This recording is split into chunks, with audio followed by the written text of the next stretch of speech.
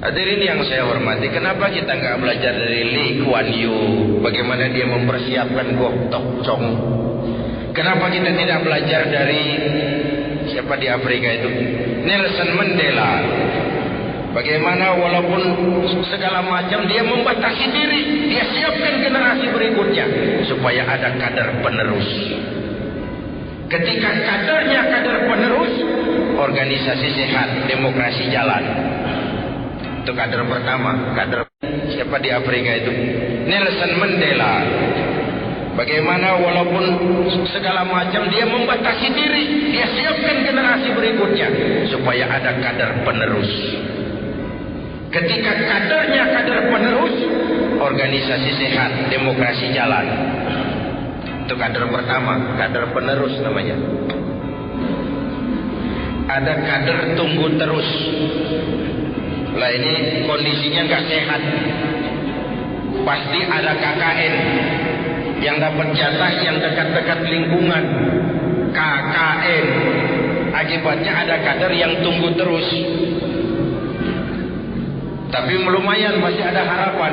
Yang lebih celaka yang ketiga, kader terus menerus. Ini sudah nggak sehat organisasi.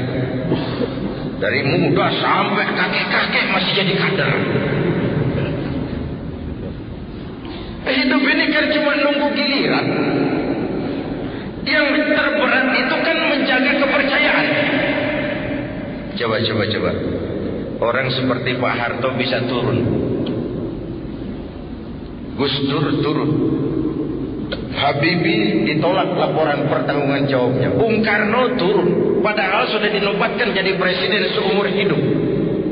Apa yang menyebabkan mereka turun? Kehilangan legalitas, kehilangan legitimasi. Kenapa kehilangan legitimasi? Tidak bisa menjaga kepercayaan. Tidak punya uang, bisa pinjam. Tidak punya beras, bisa minta. Tidak dipercaya, turun. Lihat kepercayaan. Orang seperti Fidel Castro, orang seperti Saddam Hussein, orang seperti Muammar Gaddafi, secara ekonomi diembargo habis-habisan oleh Amerika, dikucilkan dari pergaulan internasional. Tapi Castro tetap memimpin Kuba, Saddam tetap memimpin Irak, Gaddafi tetap memimpin Libya. Kenapa? Secara umum rakyat punya trust, percaya kepada pemimpinnya. Percaya. Percaya.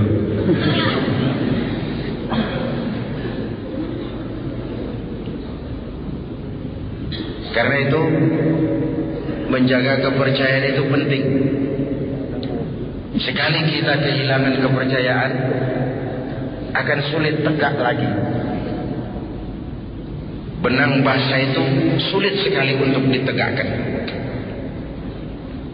Dan kader adalah iklan.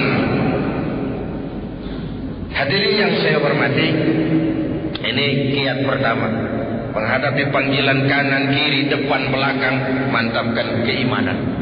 Berjuang karena iman. Berpolitik untuk kepentingan agama. Bukan menggunakan agama demi kepentingan politik. Topeng.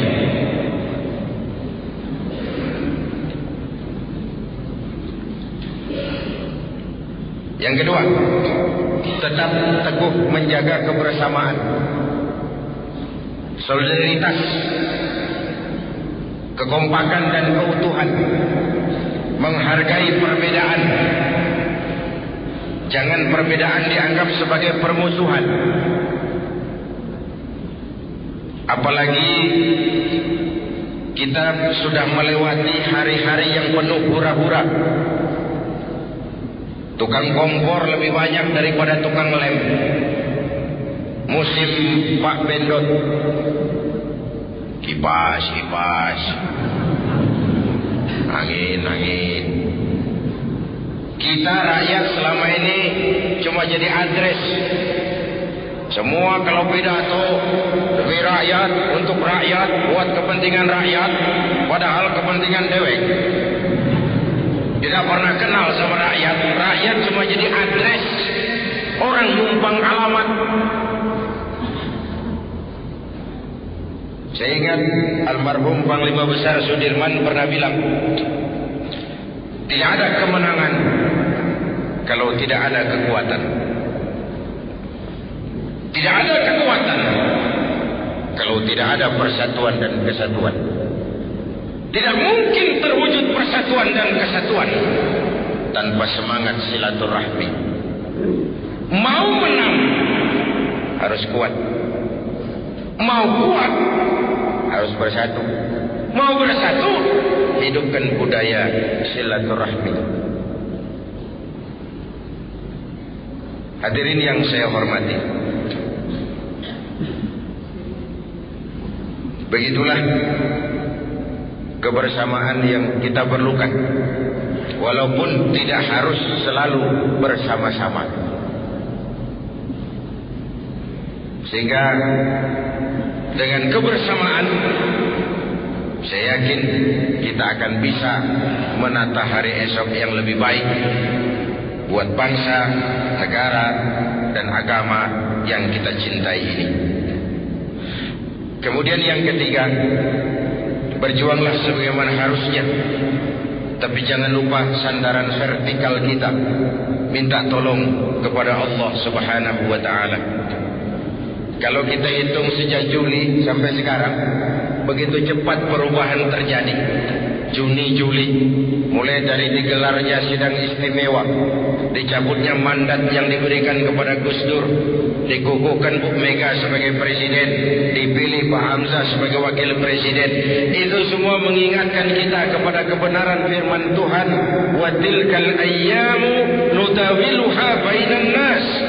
Hari itu kami putar di antara manusia. Ada saat datang, ada waktu pergi, ada hari lahir, ada saat kembali. Hidup cuma nunggu giliran.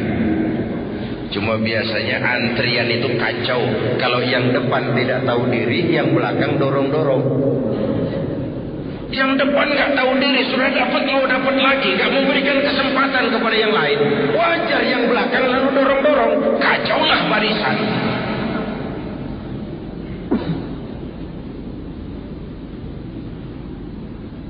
Hadirin yang saya hormati, membina kebersamaan itu, saya sering sampaikan, sudah dicontohkan masjid. Inilah pusat integrasi total kita. Dari mana dimulai? Dari hal yang paling mendasar. Pertama, siapapun masuk masjid, copot sandal, buka sepatu. Tidak ada warga negara kelas 1 di republik ini. Semua sama. Mau bicara demokrasi, mau bicara keadilan, mau bicara reformasi, rohnya di situ. Jangan ada warga negara kelas 1 di republik ini. Semua sama di hadapan hukum. Kenapa muncul street justice, pengadilan jalanan, maling motor tangkap, bakar? Itu refleksi dari ketidakpuasan rakyat terhadap sikap hukum selama ini. Di mana rakyat melihat kalau yang kecil salah, hukum cepat-cepat ditegakkan. Yang besar salah, orang diam pura-pura tidak mengerti. Itu yang melukai rasa keadilan. Wajar lalu muncul street justice, pengadilan jalanan. Mari kita mulai lagi dari masjid. Jangan ada warga negara kelas 1 di republik ini. Jabatan bukan lagi kekuasaan dan fasilitas, tapi pengabdian, kerja bakti. Negara sedang sakit. Malah orang Belanda bilang, Lauden is Leiden. Memimpin adalah jalan untuk menderita. Pemimpin adalah orang yang kesepian. Di dunia diikat dengan berbagai macam aturan, di akhirat akan dibuka perkaranya yang besar-besar. Pemimpin adalah jalan untuk menderita. Hadirin yang saya hormati, sudah copot sendal? Sudah Pak. Sudah buka sepatu? Sudah. Ayo masuk ke dalam. Kalau sudah masuk ke dalam sini, yang datang dari utara menghadap ke arah kiblat, yang datang dari timur, dari selatan, dari barat menghadap semua ke arah kiblat. Coba lihat, bukan soal dari mana kau datang, tapi satu arah menghadap. Bukan soal dari mana kau datang, tapi satu komitmenmu. Bung, saya pengusaha, tapi saya muslim. Bung, saya pengacara, tapi saya muslim. Bung, saya tentara, tapi saya muslim. Jangan dibalik. Saya muslim, tapi saya pejabat. Saya pejabat, tapi saya muslim. Jangan saya muslim, tapi saya pejabat. Nanti Islamnya disuruh membenarkan, menjadi legalitas dari penyelewengannya. Hadirin yang saya hormati, itu yang oleh Abdu dikatakan ana muslimun qabla kulli syai'. Sebelum berbuat apapun saya sadar saya muslim. Saya teknokrat, tapi saya muslim. Saya polisi, tapi saya muslim. Suap, saya memang tentara, tapi saya muslim. Saya memang pejabat, saya muslim. Saya memang perlu uang, tapi saya muslim. Sudah menghadap ke arah kiblat semua, sudah. Ayo selenggarakan sholat berjamaah. Laksanakan hidup bersosial, bermasyarakat, berbangsa, bernegara. Bagaimana caranya? Ya harus ada imam, ada makmum, ada pemimpin, ada rakyat. Siapa yang jadi makmum? Siapa saja. Makmum sih sekedar ikut. Silakan ngaji sama kiai manapun, tidak ada pemilihan makmum. Makmum siapa saja boleh, tapi tidak tiap orang boleh jadi imam. Kenapa? Karena imam mau memimpin orang banyak. Kalau imam bodoh, makmum dungu, hancur sholat.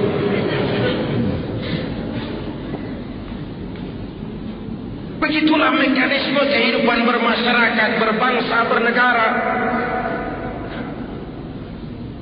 Jadi pesan ketiga, berjuanglah sebagaimana harusnya, tapi jangan lupa sandaran vertikal. Minta tolong kepada Allah. Berusaha, bekerja, jangan menunggu keajaiban. Karena memang nama ababil adalah keajaiban. Bagaimana burung dengan melontarkan batu menghancurkan Abrahat dengan pasukan gajahnya yang luar biasa itu. Lalu Allah sendiri berjanji, in tansurullaha yansurkum. Jikalau kamu menolong agama ini, Allah akan menolong kamu. Wa yusabbit lakum wa yusabbit aqdamakum. Allah akan kokohkan pendirian kamu. Bersikap istiqamah. Jadi pertama, jadikan iman sebagai landasan perjuangan. Yang kedua, tetap teguh menjaga kebersamaan. Dan yang ketiga, perkuat sandaran vertikal kepada Allah Subhanahu wa ta'ala. Kalau hidup sudah mulai kita gantungkan kepada manusia, bersiaplah untuk kecewa. Bersiaplah untuk kecewa. Ibu bapak hadirin yang saya hormati, oleh karena itu keberadaan Laskar Ababil ini yang pada satu sisi merupakan kader kita, tapi pada sisi lain juga merupakan aset kita bersama. Keberadaannya karena mereka adalah anak-anak kita, harus terus kita dampingi. Kemudian setelah keimanan, kebersamaan dan sandaran vertikal kepada Allah, maka sikap tentunya adalah tugas utama amar ma'ruf nahi munkar. Bandung adalah ibu kota provinsi. Sebagaimana lazimnya ibu kota, maka tentu penuh dengan dinamika kehidupan yang ma'ruf Ada yang munkar juga banyak. Sama juga dengan Jakarta, masjid puluhan ribu, tapi tempat judi juga ada. Keramat Tunggak ditutup, tapi lalu keliaran di jalan-jalan. Itu semua merupakan bagian dari dinamika kehidupan yang menyebabkan kita harus tetap tegak melaksanakan yang ma'ruf dan mencegah yang munkar. Dan jangan lupa, amar ma'ruf lebih mudah daripada nahi munkar. Mencegah kemunkaran, apalagi kalau kemunkaran itu dilakukan oleh orang yang punya kekuasaan, maka kita akan menghadapi berbagai macam resiko. Tapi sekali kaki melangkah ke depan, jangan surut mundur ke belakang. Luruskan niat. Saya ingin tegak melaksanakan yang ma'ruf dan mencegah yang munkar untuk kemaslahatan bangsa. Sebab apa? Indonesia ini, saya pernah beri contoh seperti kapal laut yang besar. Penumpangnya tidak sama. Ada yang kelas 1, kelas 2, ada yang di dek, ada yang di bawah. Penumpang yang di bawah, kalau perlu air harus ke atas. Tiba-tiba dia berpikir, kenapa jauh-jauh ke atas, air cuma dibatasi dinding kapal. Saya bor saja kapal ini. Nanti air masuk, dan ini kamar-kamar saya. Sudah saya bayar dengan uang saya, yang ngebor juga saya, orang lain jangan ikut campur. Kalau dibiarkan dinding kapal dibor, bocor kapal, air mulai masuk. Mula-mula sedikit, makin lama makin banyak makin sulit dikendalikan.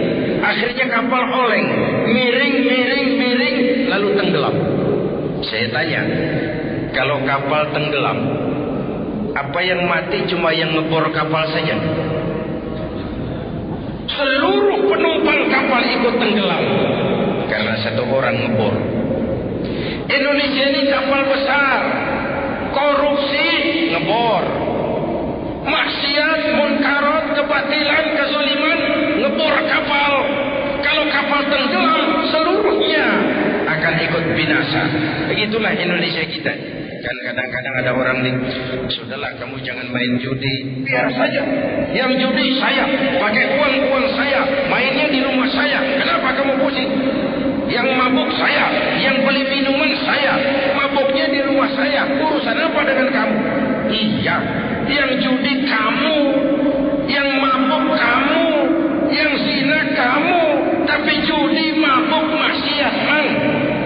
Kalau negeri ini banyak maksiatnya, Allah murka, turun gempa bumi. Yang mampus bukan cuma kamu, monyong. Seluruh penumpang kapal ikut tenggelam di dalamnya. Seluruh keluarga besar Laskar Ababil. Begitulah Anda kalau melihat maksiat munkar. Ini orang mau ngebor kapal, harus dicegah. Harus dicegah dengan cara yang santun, sehingga melahirkan rasa refleksi dengan tujuan mengajak bukan mengejek, merangkul bukan memukul, menyentuh bukan menyinggung.